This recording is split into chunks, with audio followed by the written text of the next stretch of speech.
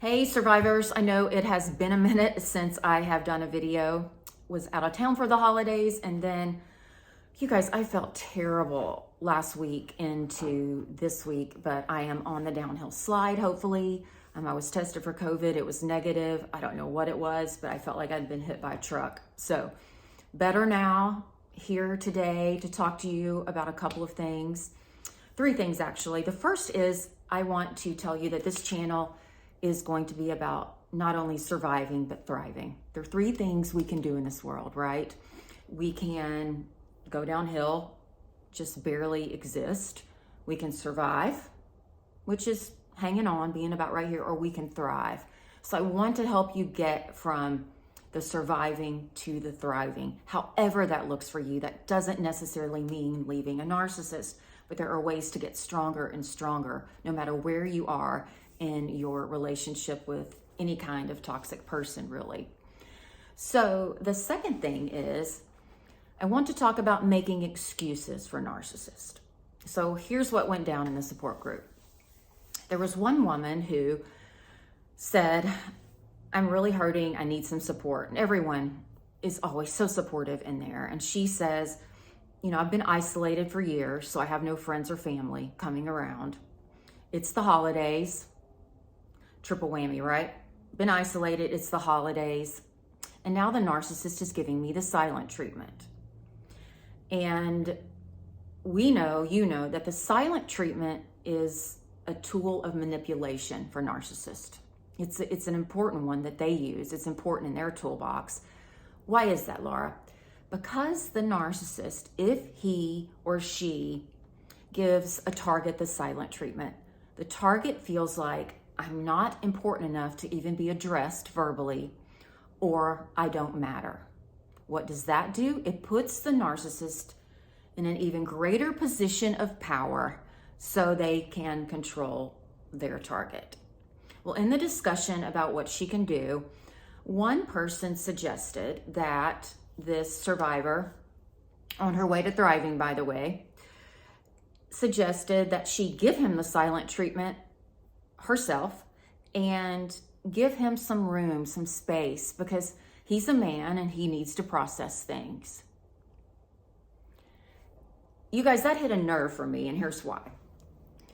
In a healthy relationship, absolutely. One party, man or woman, needs to process something. They hopefully verbalize that with the other party. Hey, hon, I'm going to go run those errands you needed me to run. I just need some time alone. I'm going to be off my cell phone for 30 minutes. I'm going to go for a walk. I'm going to go for a bike ride. I'm going to go have a beer with a buddy. I just need to vent and get some things off my chest, and then I'll be back and we can discuss our issue. Okay, healthy relationship. That's how it looks on both sides, right? With a narcissist, the silent treatment is a weapon. There is no firing back with your own weapon of silent treatment. That's just going to blow up and make things worse. Here's what you do. They don't need an excuse. They're doing it deliberately. And when we give them excuses and go, poor baby, he's just had a bad day at work. Or, gosh, the kids were really hard on her today. And I just need to forgive her and love her more and make it all better. No. Here's what you do. This narcissist, a narcissist is giving the silent treatment. You don't give your own, but you do what you need to do. You don't stay around and placate this person. There's no reason. Biggest point of the whole video right here. Write it down. It is not my job to make the narcissist happy. Rewind. It is not my job to make the narcissist happy. Nope. It is not anyone's job to make you happy, or me happy, or my son happy, or my parents happy.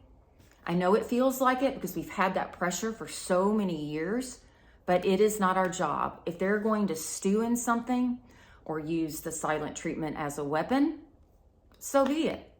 Go rekindle that relationship with a friend, not a lover, but a friend. Go rekindle that relationship. See what's going on. Go have coffee with them. Use this silent treatment as some wiggle room, you guys. It's some freedom. And that's what you do. It's not I know it seems like a huge step, but it's not impossible. You can do it. The perfect response is, if you even want to go there, I wouldn't. I would just, well, where did you go? You're ready to talk now? That's how I would handle it. Oh, you're ready to discuss the issue with our children now? Okay. And he or she will puff up. But, well, again, another boundary. We've talked about this one. Walk out of the room until you can have a civil conversation with me, Mr. or Miss Narcissist. I am going to go in the other room and finish paying the bills. Or I'm going to go help little Junior with his homework.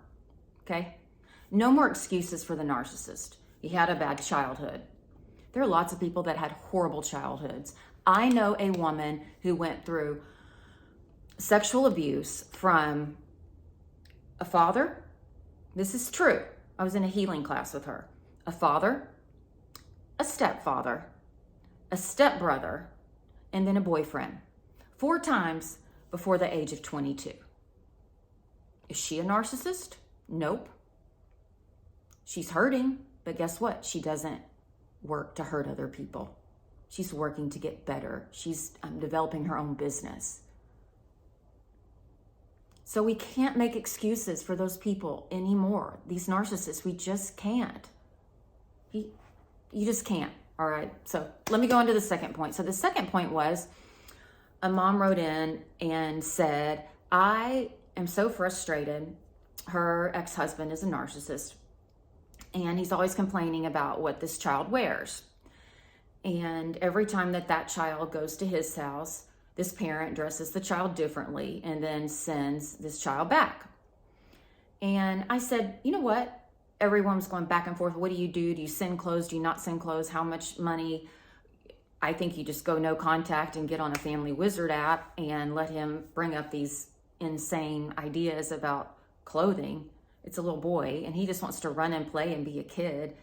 But yet he's feeling all this pressure, like he needs to dress like the narcissist tells him to. Unrealistic expectations, right? Why are we even going there with a narcissist?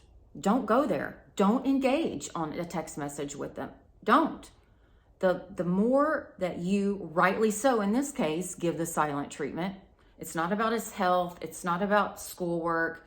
It's just about clothes back and forth between houses. Don't acknowledge.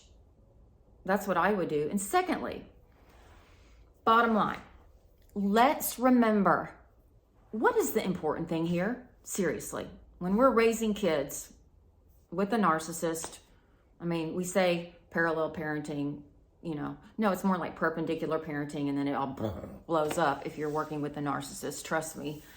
You just do your best and don't engage, as I mentioned. But what about getting back to what really matters for all of us? All of us. What matters? Studies have shown, a recent study from Harvard University said this. The kids that, if you want to put it this way, turn out the best in adulthood were children that the number one thing that they needed to do every day was be kind. When the parents didn't focus on grades or sports or music ability above all else, but they focused on kindness, those children turned out to be the most profitable, if you want to consider that successful, the smartest, if you want to consider that successful, and the happiest in adulthood. Think about that. So let's quit worrying about clothes and appearance. Yes, we need to look nice. Look as nice or dress your child as nice as you want. Special occasions, absolutely. If you need a mandate, listen, you cannot wear, your overalls with holes in them to church. You just can't. It's Christmas Eve. Absolutely. We have every right as parents to do that. But when it comes to like everyday living, if say a little boy is comfortable in shorts and t-shirts and 2 different color flip-flops and he's just around the house, sure, why not? Let them express their own individuality. Focus more on, was he kind on the playground today when Emily fell off the swing? Is he being nice to his brother and sister? Is he doing the chores I've asked him to do? Let's focus on more important things. than appearance like the narcissist does, because we know it's all about how it looks for the narcissist. Anyway, I just wanted to drop those 2 thoughts with you, 3 actually. And probably the most important one is, you guys, it's not our job to make a narcissist happy. It's not your job. Don't take that on as the full-time career. They can't be happy. Keep it moving. I don't mean leave the relationship, but keep your day moving. Keep loving on those kids, emphasizing kindness and doing your schoolwork, being respectful to teachers, being trustworthy, not keeping secrets that are mean, things like that. Let's focus on what really matters. The narcissist can continue to be unhappy because no matter what we do, it's not going to make them have joy. It's not. All right, I will see you soon with another video. You are worthy, you are loved, you are enough. Bye-bye.